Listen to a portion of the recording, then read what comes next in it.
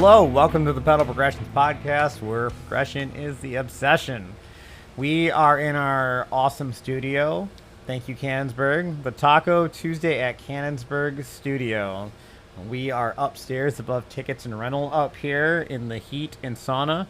Excuse the white noise machine, or what we call the air conditioner. I'd like to thank our other sponsors, 8th Day Gym. Check out the Burn intro offer. That's what I do. It's awesome. It helps for biking quite a bit. Also, Building Blocks Foundation Inc.org. The Building Blocks Foundation is providing speech therapy to underserved populations in the greater Grand Rapids area. Craig will tell you about their awesome golf outing in a minute. And the summer program is in full swing right now, and the kids are loving it right now. Craig, why don't you tell us about all the things we have going on? Nicely done, Brian. I'm going to take a real deep breath because we got a lot of stuff. First of all, you like tacos, you like margaritas. You should come have them on Tuesdays at Cannonsburg. Ride, then eat, and enjoy delicious refreshments. Come on out, Taco Tuesday. You know what the deal is. The next event Cannonsburg has recurring is every Monday, Wednesday, and Thursday. It's called Deck Nights. Brats, burgers. It fills all those other days that aren't Taco Tuesday. So, you got a place to be. Come ride. Come eat some good food. Check out Cannonsburg when you're looking for something to do. All right. The Building Blocks Golf Outing, August 22nd. Boulder Creek. Boulder Creek. There is a link in our bio currently at the pedal_progressions_podcast social media. Head on over there. Check out the link in bio to learn more about that golf outing. You can sponsor a hole. You can sign up an entire team. There's different sponsorship levels. Go check it out. Next, we have the Richmond Ruckus, July 12th. That's this week. That is already happening. We will be there emceeing the event. I'm told that there's going to be some timing gates set up on most likely the downhill kind of pump tracky line, the main line out there. But there will also be pizza and a pool party. The event is extremely family friendly, so bring everybody. It's going to be a great time if you're looking for something to do this Saturday, July 12th at Richmond Park. All right, next we have Mark Deering's Dragon Adventures Base Camp. We are hosting a skills area build. So what this is everybody comes up, hangs out, you get camping for free, I believe with a shuttle out to the Dragon Trail. And with this event, you get free parking for a year. Yes, and the outdoor shower. At the Dragon, which if you've been on a peak season weekend, parking can be a struggle. Or if you park at the dam, you got to carry cash. You got to put it in an old school box. I mean, haven't they heard of a QR code? So, come on out to the Adventure Skills Build. The Pedal Progressions crew will be out there July 25th to 27th, and camping is free. And you can email us directly if you're interested and want more details to exactly what we're doing at pedalprogressions@gmail.com, and we will reach back out to you if you are interested in camping with us. The shuttles, we will be doing a shuttle ride each of the 3 days we are up there. So, next up on our events calendar, we've got the greatest show on two wheels. It's the King of the Ring. The defending champion, Brian Zajac, will not be attending. Bum, bum, bum. July 26th is the next Jacoby-hosted King of the Ring. Come on out. Bring your legs. Bring your calves. Bring your thighs. It's a high-speed circle on loose dirt. Where do we go, Brian? It's the Grand Rapids Bike Park, and I will just say the event was awesome last time, and the food truck deal was amazing. It was for the first 100 people, it was $20 off your order, and they had the lobster truck there. I got lobster quesadilla and tots for $3. You can have the meat sweats before you enter the ring. It worked. That's how the champion does it. And finally, coming up on August 3rd, we have the Dog Days of Summer, which is the premier race event for the Dirt Dogs every year. Kellen, you would know a thing or two about the Dirt Dogs. Yes, I'm a coach for the Dirt Dogs. So kind of getting into that, our guests for today were Madison and Nate Willemstein. They run the bike patrol for the Dirt Dogs. We talked to them about being in ski patrol and also starting the mountain biking patrolling program for West Michigan. We also talk about what was the gnarliest scene they've ever come across as a patroller. We also discussed the dangers of swerving to miss a deer and accidentally driving through a building. And why Mountain Dew and a flask of espresso is not a good choice for your hydration. So one last thing before we let you guys go, make sure you check us out on social media. At Instagram is at pedal_progressions_podcast. You can find the episode and all our merch and everything else in the link tree there. Or email us at pedalprogressions@gmail.com. Let us know what you think. Send us hate mail, love mail, whatever. Send us whatever you got. Nudes. Pictures of big decks. So without further ado, here is Madison and Nate Willemstein. Woo!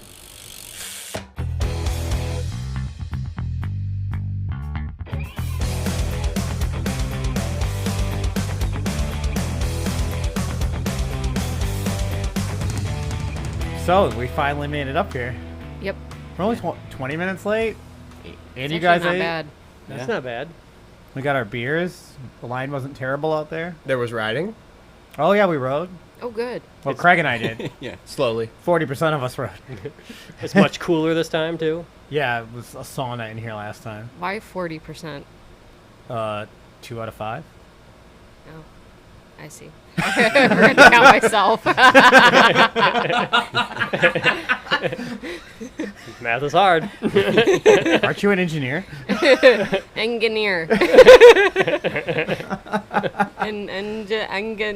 Yeah.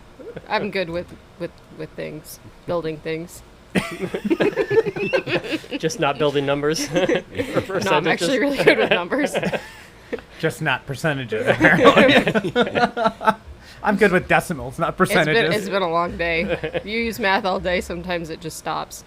So what were you guys up to today? We're building trail. New trail for the kids at Cannonsburg. More mellow trail so that you can take your munchkins out and actually like ride something fun with them. Are you adding to a certain trail or a whole new trail? We're adding to a trail. We're adding to the kids loop that's already existing. It's about a mile long already. And The Black Diamond Kids Loop or the No. other one? the other one. Okay. The flatter one. The one that gets more use. Yeah. Just because the other one, the Black Diamond Kids Trail, you have to climb a lot. And if you got kids who can't climb, it's a long hike. What with a about bike. adults that can't climb? There are adults who cannot climb that too. I have seen that. And those are my dog running tracks. Yeah. They're less crowded and shorter loops, so he doesn't. Although he bites off more than he can chew. Does Stan get crazy when he goes out? Oh yeah. Just like full gas the whole first like mile and a half and then dies? Yes, that's exactly how it goes. It must be an Aussie Yeah. thing because our dog does that too. Ash does the same thing. You take him riding quite a bit? Sometimes it depends on the weather. It's pretty. He gets hot easily, so he goes out. He actually runs a lot more in the winter than he does in the summer. Yeah, he likes that cold weather. Stan and Ash are buddies. They are. play in the snow together. They go swimming together. They do all kinds of stuff together. They're the same kind of dog. Mhm. Yeah. Yeah, Ash does better trail running than mountain biking because he doesn't know how to pace himself. So it turns into a sprint for about a mile and then he's done. If you trail run, you're going a little slower. Then he stops and sniffs and can go for a while longer. It's a lot of sniffs when he trail runs with me. I'm not a fast runner. I bet right now you're not running too fast. No, but I can still speed walk pretty good.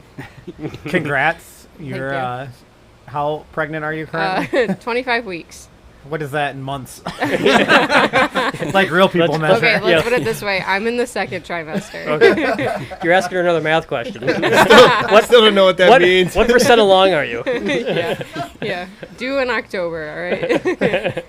Is it going to be a Halloween baby or is it early? No, it's like middle of October. Okay. So Yeah. hopefully not a Halloween baby. Yeah, if we're gonna have issues if it's a Halloween baby.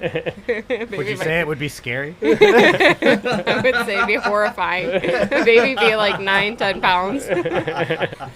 I take it you guys aren't going to the World Cup in Lake Placid this year. Oh, so salty about it. Yeah, I'm that was so the original sad. plan, and then Like I almost was Couldn't like, keep it in Nate, your go. pants. yeah. Yeah, we were there last year. We bike patrolled for the event last year. So.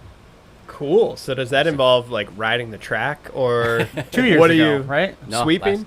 we did last year was the first year in Lake Placid, and we drove out to Lake Oh, Placid. because they cross country. Yeah. You're over our head. You're out of our depth. So, like, we found out if we would have been there a day earlier, we would have been able to ride the track. Or if we would have stayed a day later.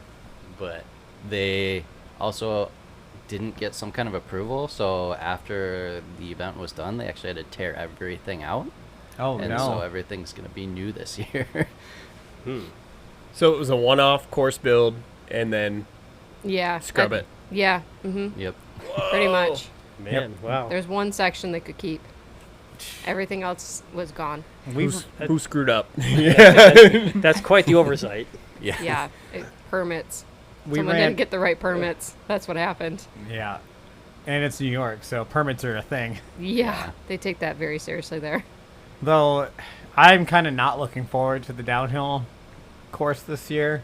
It's at Whiteface Mountain. Well, I know it's at Whiteface, and Whiteface is sweet, and Rogan was out there building too, but I found out that the primary builder for the World Cup is Jeremy Wytek from Windrock, and I'm not super stoked on his building typically from his Okay. rock solid days and stuff.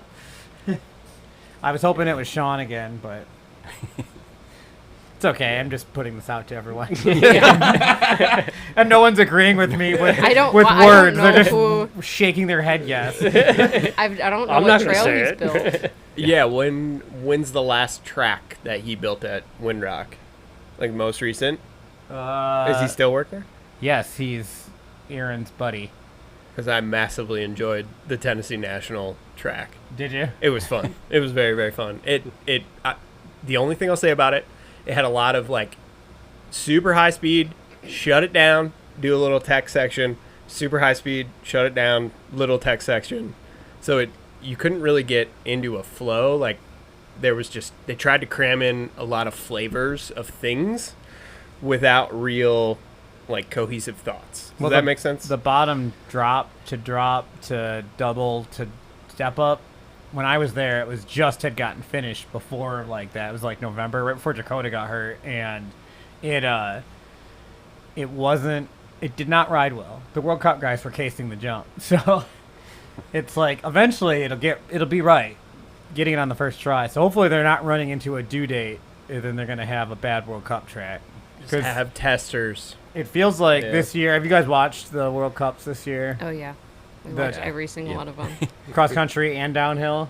We haven't been as productive on downhill because cross country races take a little longer. But Yeah, about the same time. It's about the Yeah. same broadcast, but it's been so dry in Europe. On top of like some new courses, and it's been real hit or miss. I feel like this year with the courses. I would agree. Yeah. It's been a little rough. Yeah, it's just been too dry for everything. Yeah, I well- mean Italy was crazy. Yeah, because Italy was the last cross country race, and like if you weren't the first couple people, you were basically riding in a cloud of dust the whole race, which does not look fun to me. Was there a cross country race last weekend at the new venue, or was it just Val di Sole? It was just Val di Sole Yeah. 2 weeks ago. I think 2 that weeks was. ago, and like it's not too far from like Milan and that area, and you could see the inversion in the mountains if you were like watching closely, because I used to live there for a short stint, right? So you can see the cloud and the haze and the pollution like coming up to the base of the mountain. Oh wow! And that's like when it gets like that, you're like, yeah, they haven't had any rain, there's no storms, it's just pollution coming up the sides of the mountain, and you could see it in the broadcasting. I was like, oh yeah, it's gonna be really dry there. And then they started biking, and it was just like this massive cloud of dust everywhere they went on the trail. Sounds gross. Yeah, yeah, So you lived out there? I did. Yes, I Sorry, did. I was waiting very patiently to ask that question. Talk to us Yeah. about that. That sounds Yeah. amazing. Yeah, so I had a really cool opportunity with work in a rotation program, and they sent me to Italy for 5 months. And so I lived there and had a full-on work visa and everything. Had to go through the whole ringer. It was pretty interesting. And Did you go to the World Cup? no, because it was wintertime. I did go to some downhill skiing World Cups, though, in Switzerland, because it was wintertime, so I pretty much skied almost as much as possible. So if you lived in Italy, do you know Italian? Or Un poquito. I don't know. Sure. Is that Very yes? little. Very that sounded little. smart. No, not much. She's just making sounds. Non parlo italiano. And I haven't talked it in a while, but you should ask Nate. He knows a lot more Italian than I do. I can understand when people are speaking to me, but I still am not very good at actually speaking Italian. We're like the dynamic duo because I can pronounce it really well. And like, I might not know exactly what I'm saying, but Nate's like, say this word. And I'm like, okay. And then I'll like say it to them. And then they'll say something back. Nate will translate it and be like, we need to tell them this. And I'm like, okay. And then I'll like pronounce it. And like, yeah. I mean, I get it because like I spent a fair amount of time. I worked for Rossignol for a part of a winter in Austria, Switzerland, Germany, and Italy, right there Yeah. on the border. And I could read menus and read signs. Like, that's why I don't understand why people can't read. I'm like, aren't you just curious what that sign says? Like, I just want to know. I could read it and I could read the menu, but I could not pronounce a thing. Like, there was nothing German coming out of my mouth. Nine. Yadka. Schnapps. Morgan. I could order drinks. Yeah. The truth comes out. Stiegel. You're lucky though. The Germans in like Switzerland, they know a lot of English. Oh, yeah. It's very well like spoken there, and they speak it, I would say, quite well.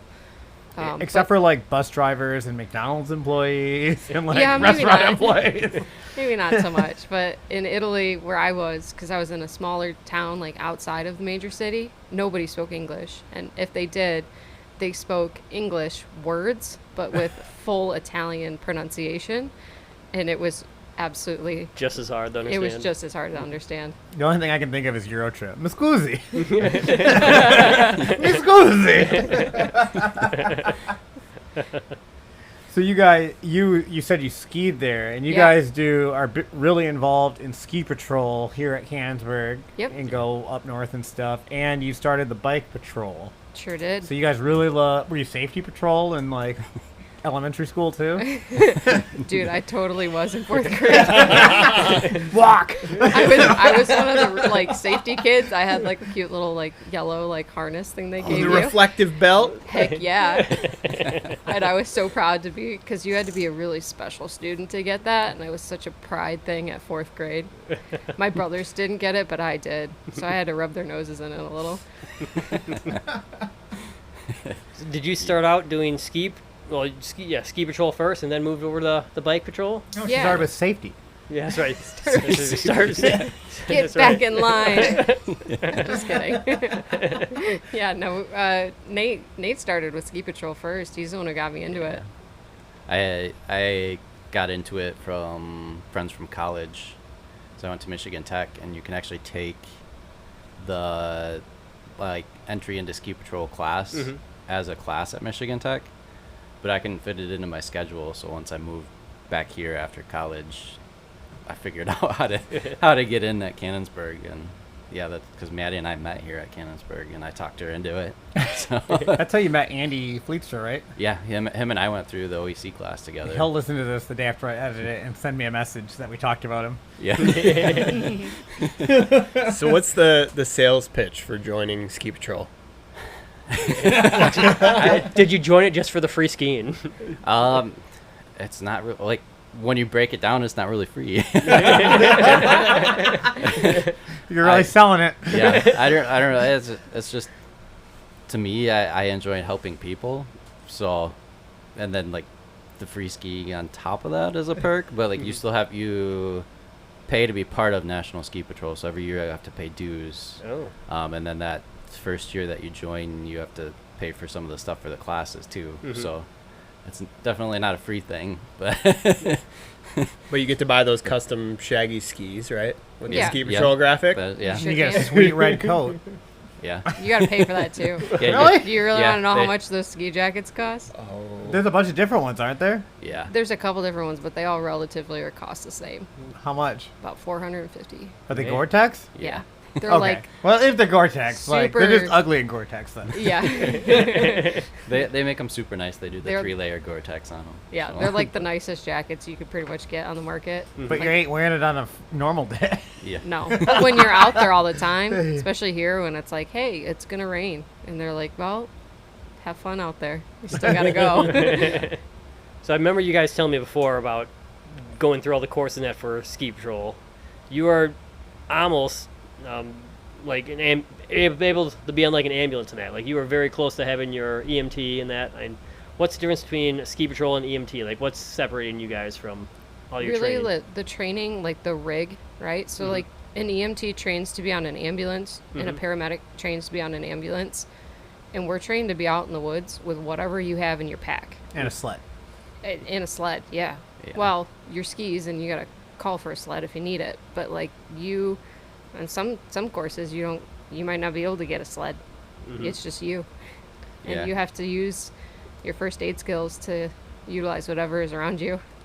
Because it's like part of the like National Ski Patrol training stuff. Some of it they do is Nordic skiing. So like those guys that cross country ski and go out and do like the Nordic ski races and stuff. And they're usually like part of those courses are kind of back in the middle of nowhere. Yeah. So those guys really get into like, oh, I'm gonna break that limb off that tree to make a splint, and Man, then break some more limbs off to create some kind of a sled to haul this guy out of here. do you have any crazy stories of like breaking trees off the splint stuff? Or Tell them no- about the time when you're in Copper Harbor. This isn't even skiing. Yeah, Tell not- them the not bike even one skiing. incident.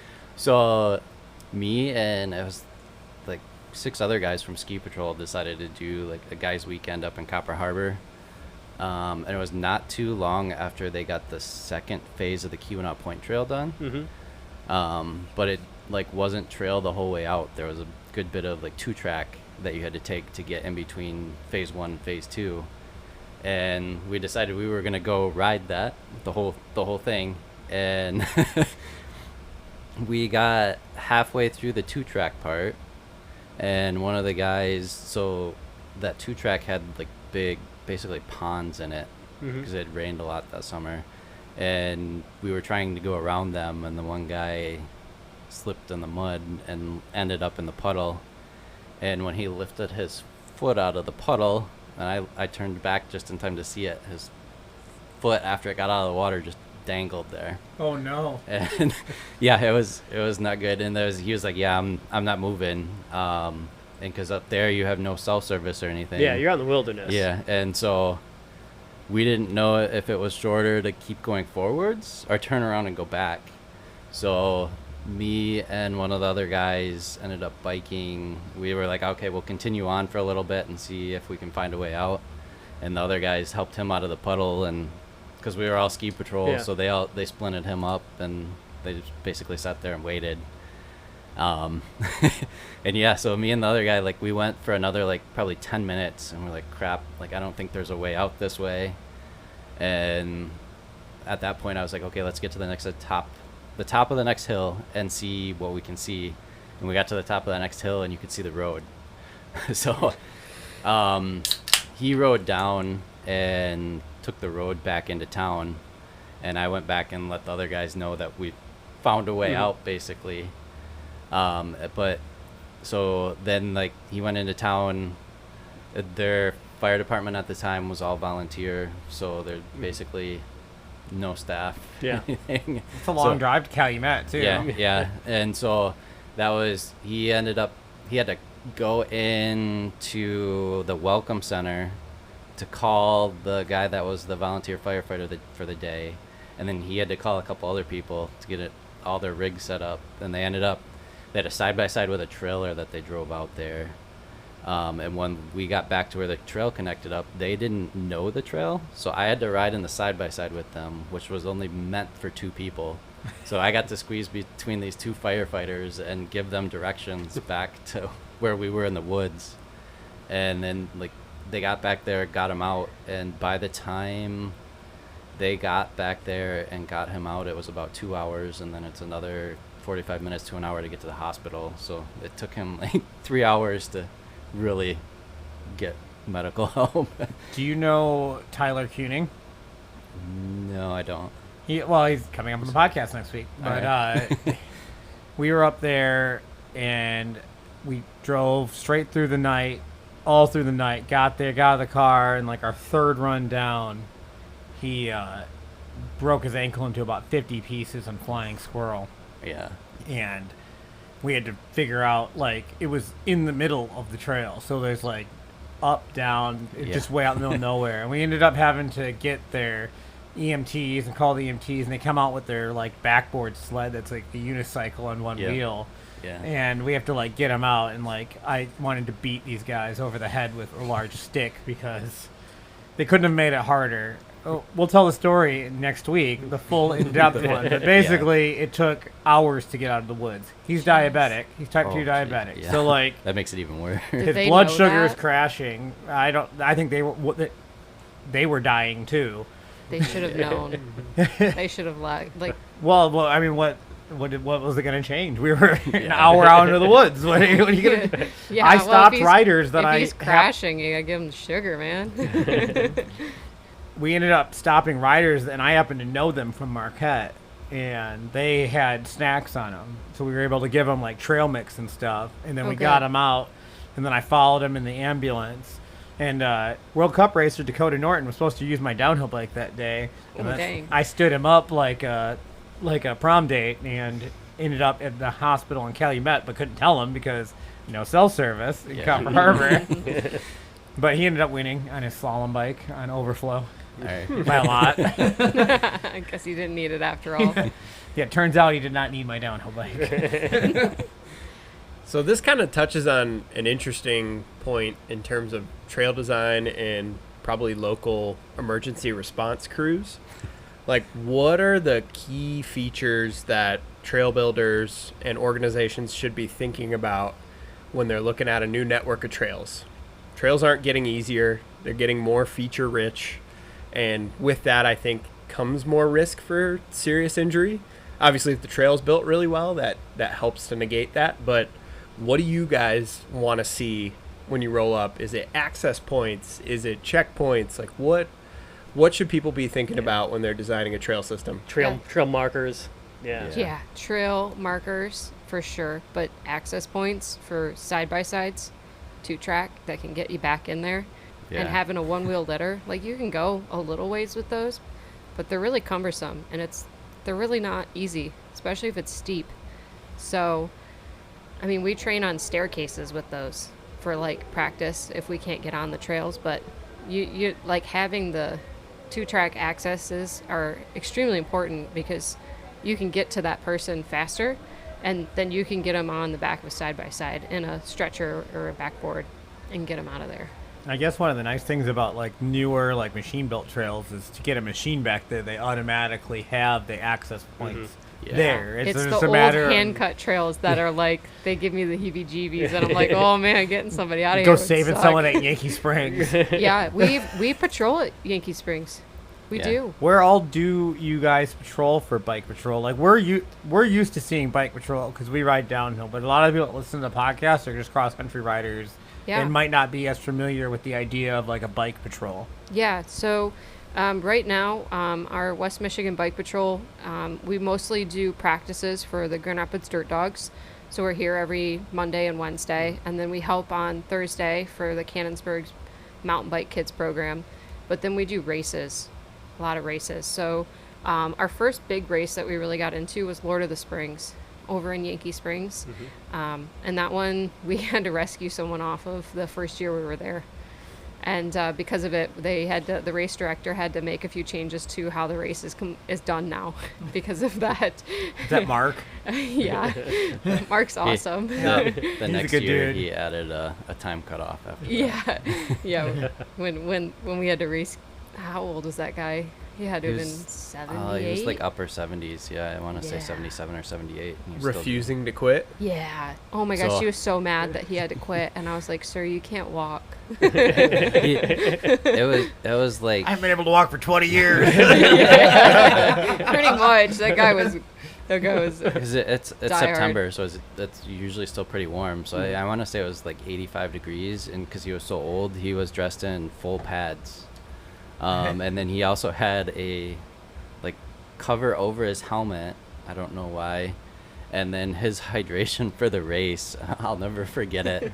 So he had Mountain Dew mixed with electrolytes, so with like Scratch or something else. And then he had That sounds good. Oh wait, and, there's more. And then he had a flask in his jersey front jersey pocket. He had an older jersey on. Kind of like And- this guy. No, so the flask was espresso. So he was taking espresso shots and drinking Mountain Dew mixed with electrolytes. When we So- found him, he was severely dehydrated, and he's like, my heart rate is like through the roof, and I can barely walk. And we're like, I think it's time for you to quit, sir. Has nothing to do with all the caffeine. And I interest you in this stuff called water. Pretty much. That's the plot to Idiocracy. How many people are in the West Michigan Bike Patrol? Active that are constantly joining, like doing stuff right now, are probably about 10. But I do have some reserves if people who are Or Kim and Mark? No. No? no, Oh. they don't want anything to do with it. If they hear this, they'll know. I saw salty them. I about saw it. them at the golf outing. I didn't get to talk to them very much. No, they've left us. They left Cannonsburg and like the West Michigan. They're up in Crystal, Oh. so they do Crystal Ski Patrol, and they just hang out with all their Crystal buddies now. Oh no. Yep. Can It's you get sad. any perks for being in the bike patrol? Like for ski patrol, you can get fancy skis and coats. You got to pay a ton of money for. But can you get There's fancy, a bunch of deals. fancy bikes? Actually, Yeah, you like can. Toolies and stuff. Is it? Specialized does stuff for Bike Patrol now. Is it just like a discounted bike, or do they get a special painted bike or something? Something They do cool? discounted bikes, but I mean, because Bike Patrol is so new Mhm. through the system, like the National Ski Patrol system, like took over Bike Patrol, a few years ago now. But they are still trying to get more sponsorships. Yeah. My goal is to get us more local sponsors in the next few years. So You might have just recruited Kellen by saying that Specialized sponsors. Kellen's like, well, I already do Dirt Dog, so I might as well might as well get a level out of this. I don't do good with blood and needles, but sure, give me a bike. You get an e-bike, you do. I also work at a hospital, so go figure. yeah. So are you guys actively recruiting new members, or All the time. Okay. How would Anytime. how would they reach out to you if they wanted to become a bike patroller? And what does it entail exactly? Yeah, so they'd reach out to me. I'm kind of the guru at this point. You Now's just a good email time for me. your email address. Yeah. It's just, what email should I give you? I guess. Maddie at bikepatrol.com. Yeah, I have an official one through the West Michigan like ski patrol, but That's probably the one. yeah, I can't remember it. So We'll throw it in the show notes. No worries. throw it in the show notes. I'll have to look it up on my phone, but that's the official one. It goes to my personal email. Yeah, so we're constantly looking for new people, but to get into it, to be an official bike patroller, you have to take the outdoor emergency care class through National Ski Patrol, and then you have to take the bike patrol classes that go along with that, and there's 3 of them.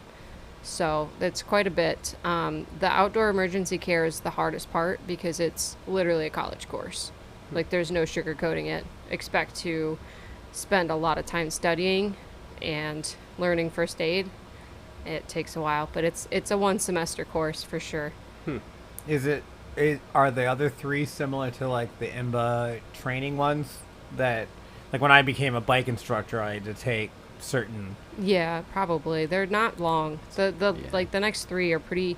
2 of them are online courses, which are pretty nice, and then the third one's the hybrid in-person portion. And you don't have to be like a phenomenal mountain biker to be a bike patroller. No. Or a ski patroller for that matter. You don't have to No. be a good skier to be a ski patroller. Like it helps, but It helps I to mean, I've start that skied way, for a but- long Yeah. time, and I tell you that the ski patrollers are not the best skiers on the mountain. Yeah. They should be. They're supposed to be. Yeah, they're supposed to be setting an example. But Yes. it's also hard. So like around the Midwest, because it's all volunteer, and they've actually been hurting the last few years to have enough volunteers. So It's a great way to get better, though. Yeah, Like, yeah, because you're out there every day and you're putting your practice to work. And they give it's a you really, lessons. Yeah, it's a really good way to improve your skills in the situation. Yeah, they give you lessons, so you can get really good if you want to. Yeah. You just have to put in the time. But yeah, you don't have to be a phenomenal biker to start. We'll teach you the basics if you need it. Yeah, saving lives is more important than slashing berms. But it is pretty cool if you slash a berm on your way down to rescue someone. Berm lives matter. Are you guys going to be working at Richmond Ruckus on Saturday? No. You want to? We might need it. I don't know.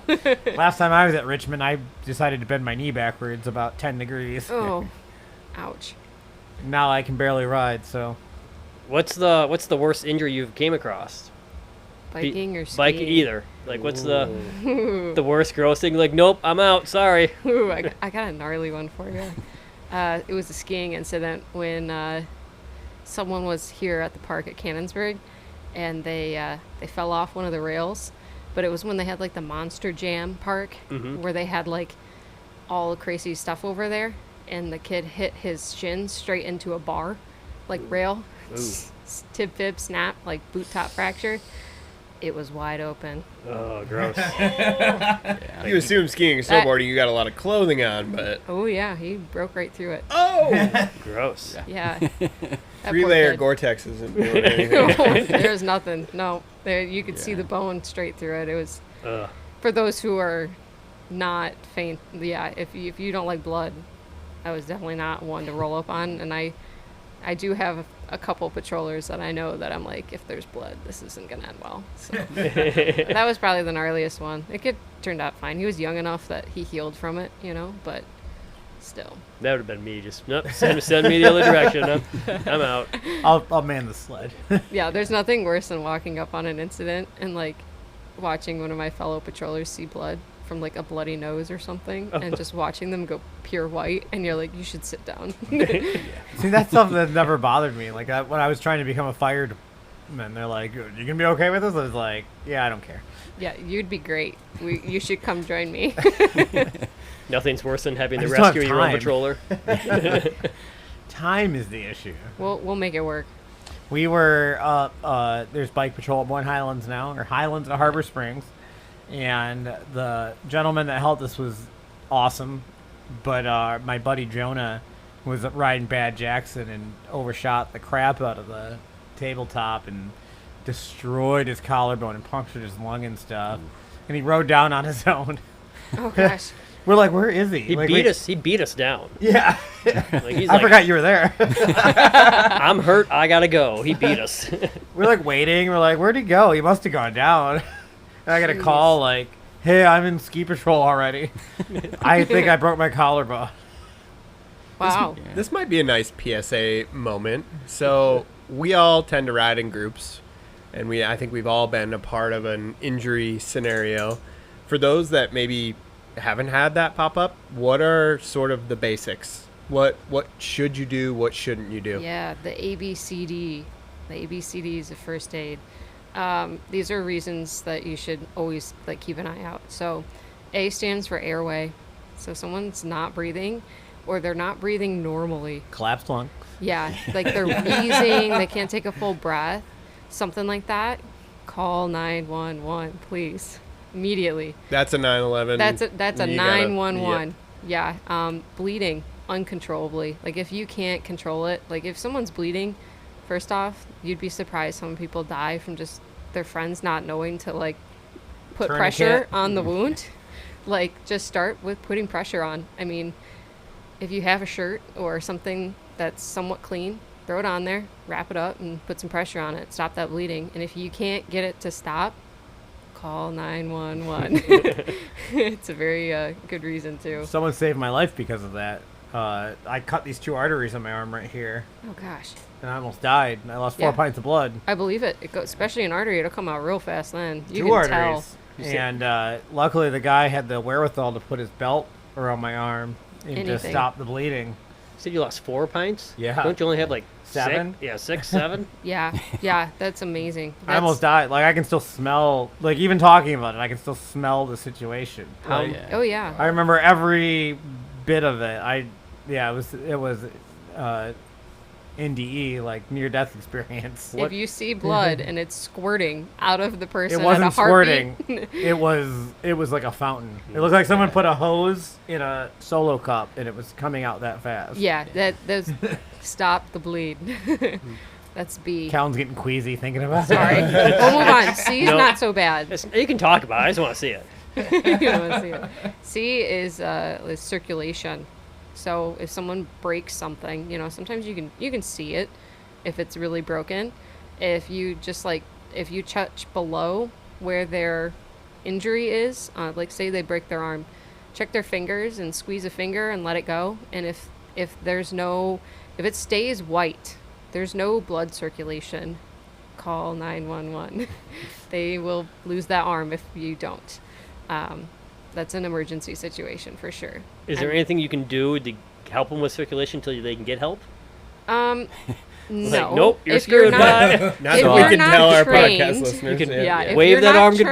trained, I would say please don't. No. Just leave it and call an ambulance Yeah, because because they're gonna know what to do and they're even- trained in that. Yeah, even for ski patrol, like they tell us not to. They give us 1 attempt to try to realign everything, Mhm. but if we aren't comfortable with that or we try it and that 1 attempt doesn't work, don't mess with it anymore. And And then you splint it how it is. yeah, I have to say, every time I've been in ski patrol with a broken bone, which unfortunately has been more than 10 times, Oh, it's jeez. been the cardboard. Frequent flyer. Not for me. Not for me. Other people, but it's always the cardboard. yeah. The cardboard taco shell Yeah. that they put on like Hey, the it arm works. or the ankle. It does. Like I've made them for other people in situations because I learned Yeah, it's from perfect. people breaking their arms in ski patrol. Like this is what you do. Yeah.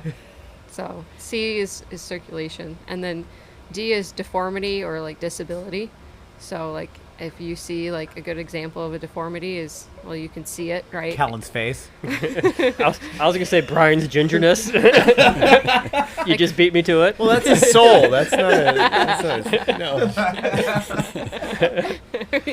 I was being nice and let her finish before I said it. You jerk. I saw you lean it forward. Beat me to the punch. Oh, sorry. Deformity. Go Yeah. on. So, like if somebody gets like a spinal injury, and you can see like if you feel their spine, you can feel the lump. That's like a deformity, right? Especially on the spine. Don't move them and call 911, please. I think on top of those though, like another good one is just knowing where you are. Because if you call 911 and you're even on a ski hill and you don't know where you are, like if you call ski patrol on the ski hill, it takes them a while to find you. Mm-hmm. And so, or if you're mountain biking and you're on the trail system and you don't know where you are, like it's hard. Like you can tell them you're at Cannonsburg or Merrill or Luton, but they're gonna have to search Yeah. 80-90% of the trail before they find you. That so one like, guy in Merrill, did he die? yeah, I think that was think like he last did. year. There was a guy that Yeah, passed away. he at passed Merrill. away. Yeah. And then a big reason for that was because nobody knew where they were. Yeah. He was riding alone, wasn't he? Someone was- just found him. Someone Yeah. found him, and that person panicked, And which didn't is know where it they were. happens, and Mhm. and that's like it's a tough thing. But then, I mean, they had the drone out there, and it took the fire department like 45 minutes to an hour to find this guy. Oh, so somebody called, Yeah. and they didn't know where they were, and they And just that were the person drone? went into like full like. I remember shock seeing the mode. transcript of that. Yeah, they went into Mm. shock. So that person who found them went into shock. So then they had 2 patients. I mean, Oh we my. we've been real far out in the middle of nowhere and had bad things happen, and you're like, I don't know where I am. Yeah. Like well, I don't have cell you can- phones there. I don't know where I am. But like it's something that we take for granted that like everything's gonna be okay on every ride we go on. And Yeah. most of the time we get away with it.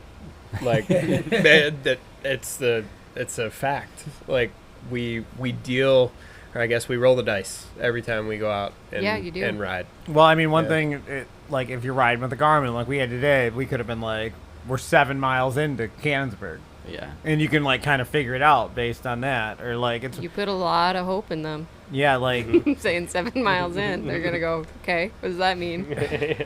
I mean, it's not in the beginning. you can knock out a lot of it, like Which is why bike patrol is so important, because Nate and I know those trails like the back of our hands. You could drop me anywhere on Cannonsburg's property, and I would be able to not only find you a 2-track to get back, but know exactly where I am. Yeah. So are you guys in contact with local emergency authorities, and if they have a call to a trail system, do you guys get a call potentially? The local authorities that we work with the most would be Cannon Township Fire Department. They are definitely the most involved fire department I've seen so far in this area for the trail systems here. They actually went out and bought a 1-wheel litter, which is that like unicycle thing that you were talking about earlier.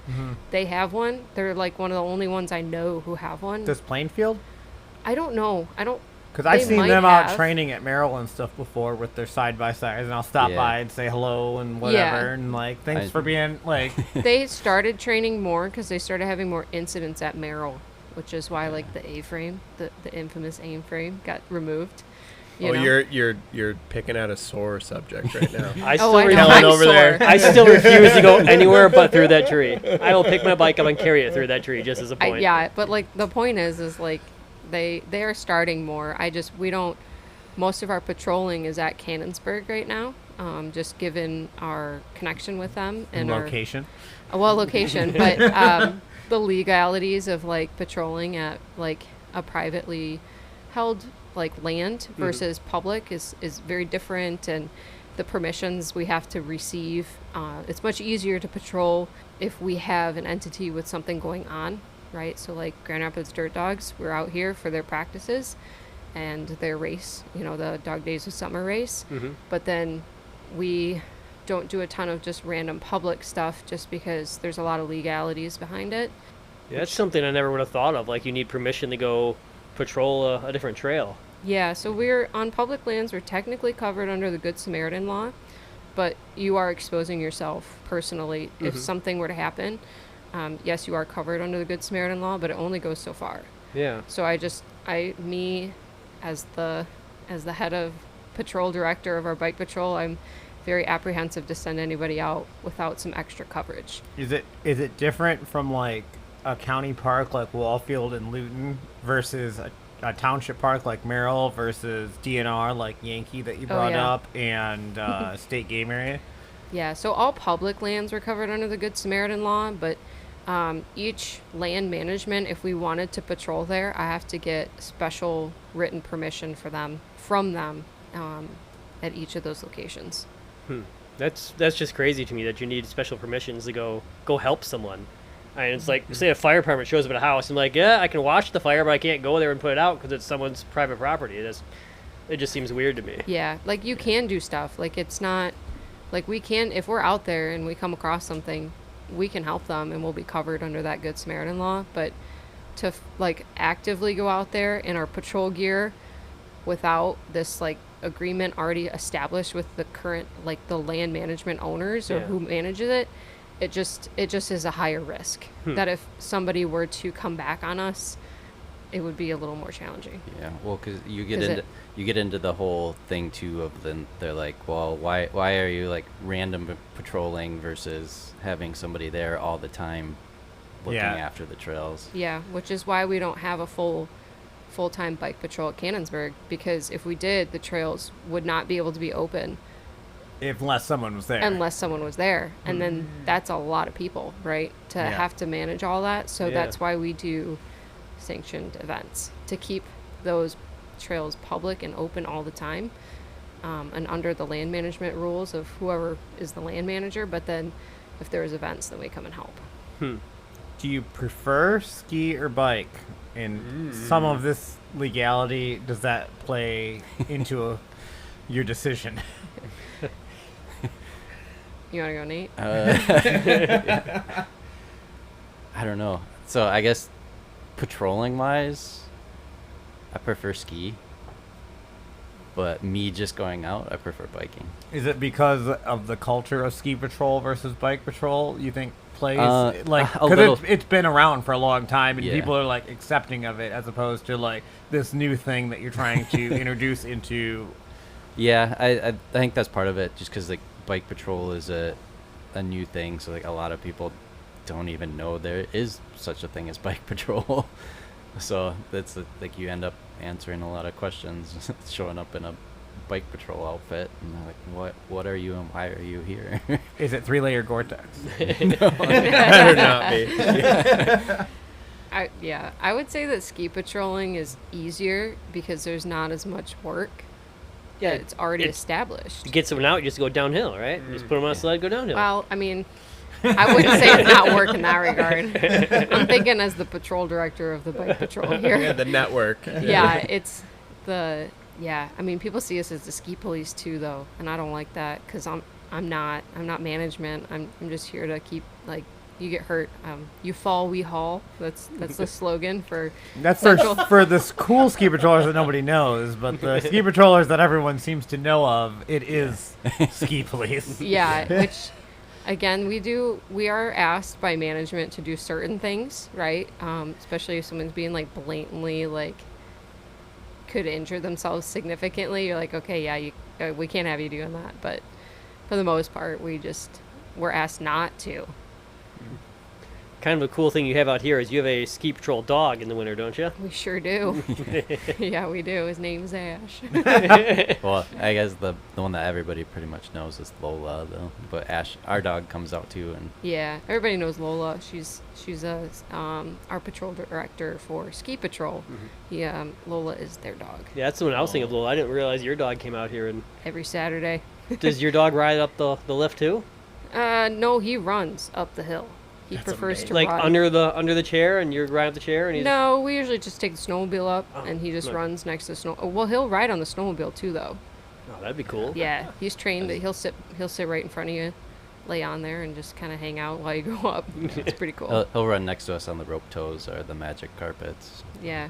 I would call it running. Well, he turns it into running. He'll go way up ahead and then turn around and come back, and then we'll go way up Yeah. again. But Lola will ride the chairs. Yeah, I've seen Lola do that. That'd be cool. Trained for all the Michigan avalanches. Hey, you know what? There was an avalanche here at What? Cannonsburg. What? Oh, seriously, actually, true story. The backside of the double broke off one year from a rainstorm that we had, and it was about 4 feet thick, like 4 feet down of snow that just completely like cut off. Real avalanche and some like mudslide all the way down to the dirt. I take it back. Get Ash in and training. they right had away. another one. They had an actual avalanche at Cabernet. Same thing, because of the way that like our weather changes so quickly. So like they out west get avalanches from like unstable snow, from too much snow and different layers of snow. Well, we get it because of the same reasoning, right? Different layers of snow, but the rain, we get the rain that comes on top and cuts into it, and like legit we've actually had full-on avalanches at our ski resorts in Michigan. So Yeah, I'm just thinking like big wind drifts. That kind of get the big old mound, then it just breaks off, and that's how it happens. yeah, like the wind drifted sides usually, but then the rain will cut into it and It goes it'll just- underneath of it, right? And then creates Exactly. a cave and then falls. and then boom. I've been the in whole avalanches thing out goes. west. And Yeah. Huh. I broke, like, my friend and I were riding at Schweitzer, and a piece broke off that was like maybe a half a football field size, like below us. And we're like riding on top of the mountain that is moving, and you're like, I guess we're just gonna keep like you Yeah. can't. What are you gonna do? Yeah, So while we're talking about little accidents at Cannonsburg, Oh. somebody decided to drive a vehicle through your shed, didn't they? yeah, they did. Avoiding a deer. Is that what they said they did? That's the note they left. Avoiding a deer. I saw the video. The guy literally took his license plate, and I was like, "Sir, you do know your car has a VIN number, right?" So, okay, for those who are not familiar Did with you see the Cannonsburg, video? I did. I just want to paint the picture because Please do. because avoiding a deer is a very normal thing in the state of Michigan. However, it's not normal at the very bottom of like a ski resort area where all the buildings are. It's the stopping point Let for alone the everyone who's driveway. coming down in a gigantic parking lot. The driveway. How long do you think that driveway is? At least a quarter mile. Yeah. So they went down the entire quarter-mile driveway In less than 3 seconds, I'm guessing, by the Yeah. video. from the road, just like cruising at like 55 miles an hour, and they hit our building, and we giggle about it because this guy, he had a guardian angel. There's no way he hit the way he hit the building. He hit the 2 double doors, and used that damn thing as a shield through the building. If he had not hit those doors the way he did, that man probably would have never survived. You have He- gas in there, don't you? He went Yeah, through the so he furnace, took out the the furnace, stove, the microwave. He literally went through diagonally through the entire like building itself. And he used the double doors as a shield. Like, I'm not kidding. If he hadn't have hit where he hit, he probably would not have walked away the way he But did. he did walk away, right? He Yeah. did. 3 hours later. He got out of the car, took his license plate, left a note, and left. 3 hours, hours yeah. after he went through the building.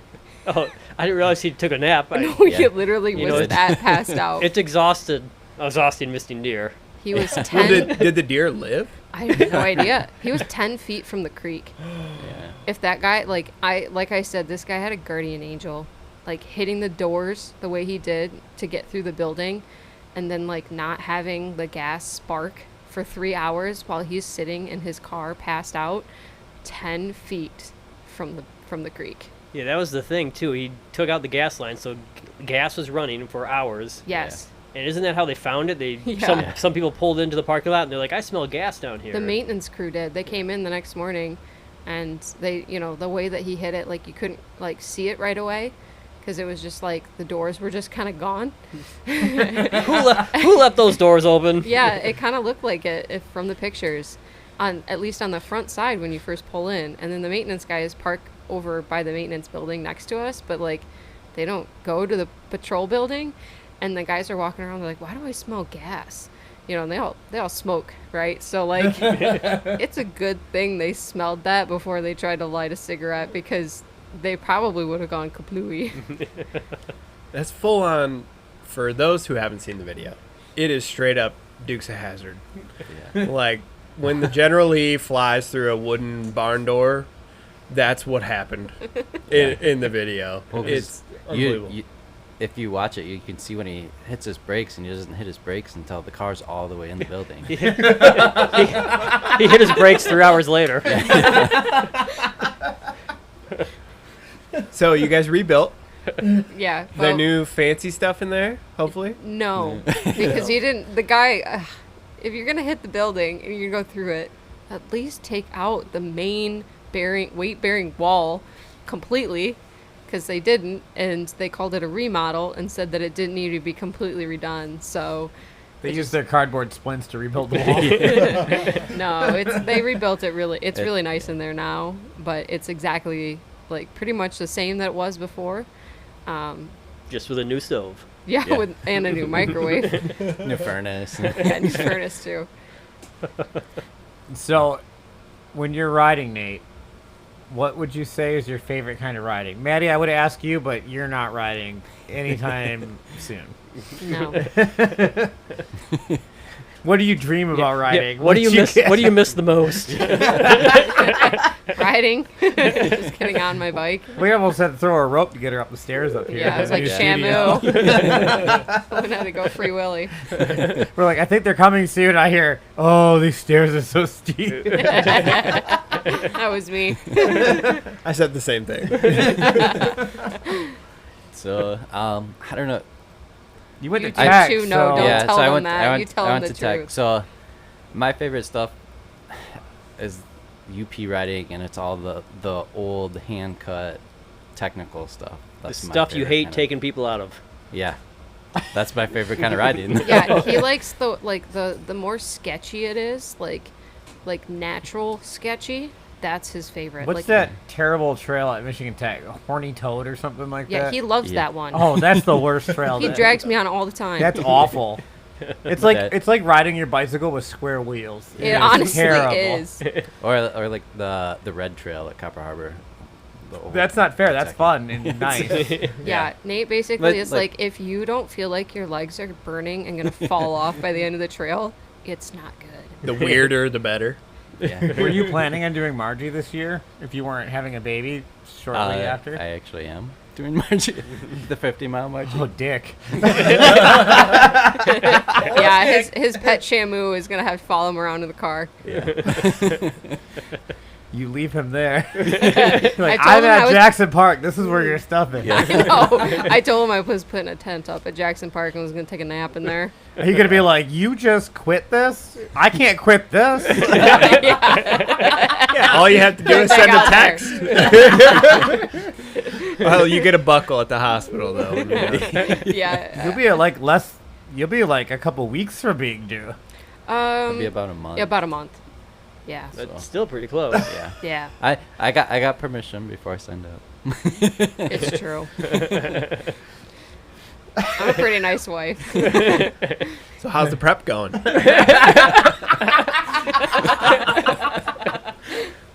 Fairly good. I don't know. We spent the last week up in Marquette, and I did a bunch of riding. So You physically cannot quit. So Yeah. what's the plan?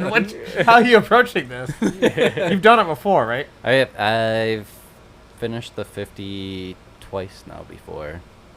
Attempted the 100 once and only made it. I think it was like 53 miles, and ended up with, I don't know, 2 or 3 months of physical therapy on my knee. I still don't know what I did because I didn't actually crash. So It was walking. yeah, that honestly Probably. could be. Oh, there's a lot of hike a bike. You did the easy 53 miles. Yeah. Well, do you guys know Zugs on the South Trails? Mhm. They had, for the 100-mile, they had us bike up Zugs. Of course they would. That's an enduro stage. That's a hard enduro stage. So yeah, that kind of explains that race right there. So you're doing the 50, which is a Todd Pocat 62 mile. Yeah. 64 probably. Yeah. Well, so that was last year. It was 64. Yeah. That was a bitch. Say I did. It was 64. I was Maddie's moral support for the 50 last year. He sure was.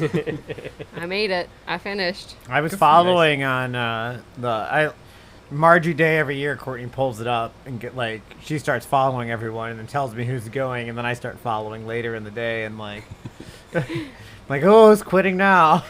I did not quit. Yeah. I finished. What was your toughest moment? I think I had one breakdown that I think it was Physically or mentally.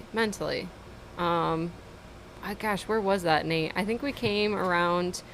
Yeah, we came around a corner and power lines?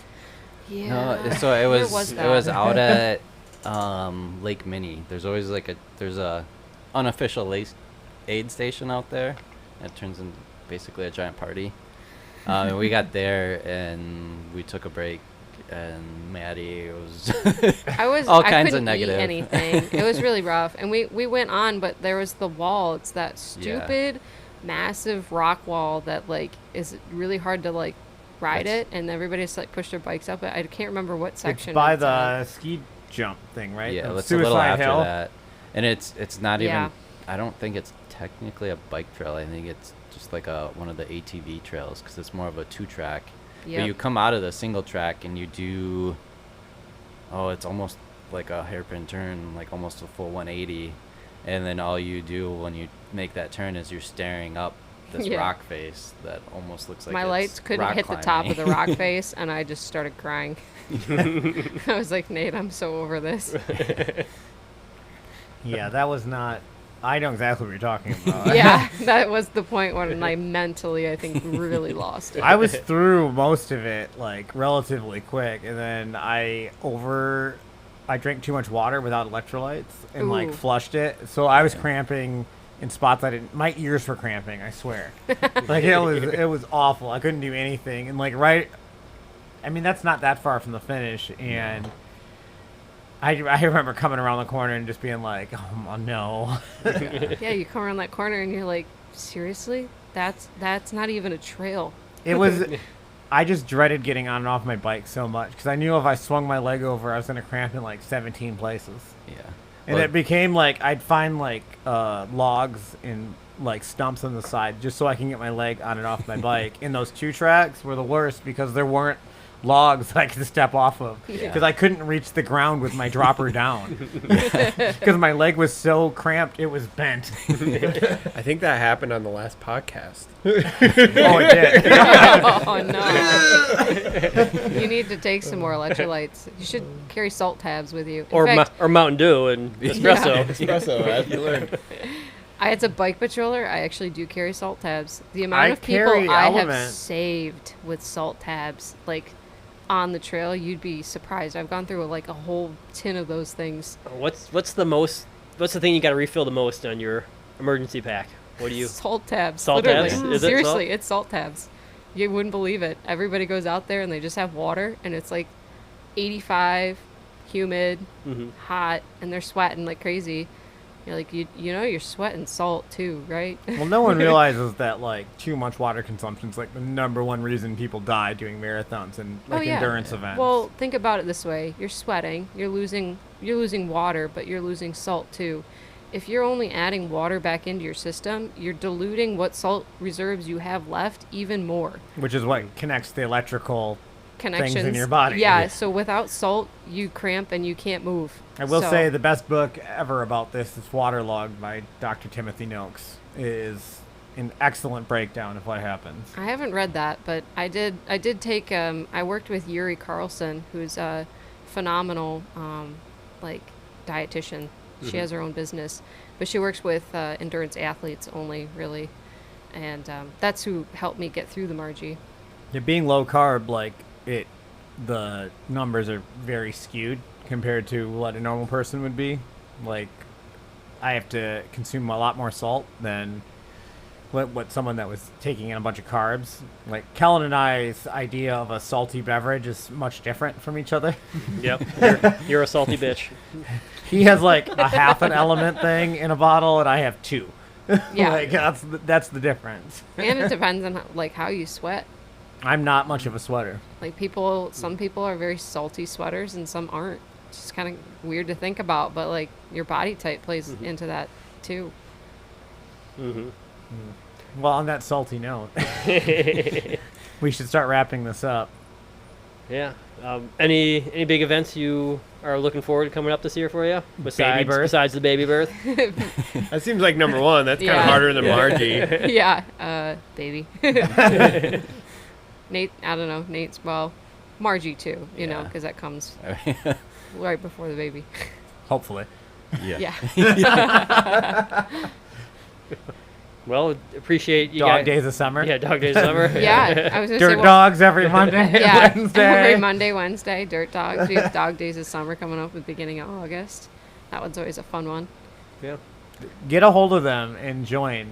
They're not kidding when they say they would like other people to come and help. Yeah. If you have Please. time and enjoy biking or skiing for that matter, get a hold of them. It's an important thing that a lot of people take for granted and don't realize is a thing that needs to be done, and it needs to be more accepted in all these local trail systems, especially bigger ones like Grand Rapids, Marquette, all these places where you've got people that biking is tourism to these places. Yeah. If you see them out in the trails or the slopes, thank them for what they do and buy them a beer, maybe an ice cream for you right now. Ice cream for sure. Dole Whip. But yeah, we appreciate you taking care of everyone and fixing them up, calling 911 for them. Glad to Shorty's help. burning on the dance floor. We're glad to help. We love it. It's what we do it because we like it. Yeah. Well, we appreciate you guys coming on and talking to us. Thanks for having us. Yeah, Appreciate thanks. everyone listening. And like always, guys, remember to keep progressing, keep pushing yourself, and have fun. Thank you. Goodbye. Later. Ciao.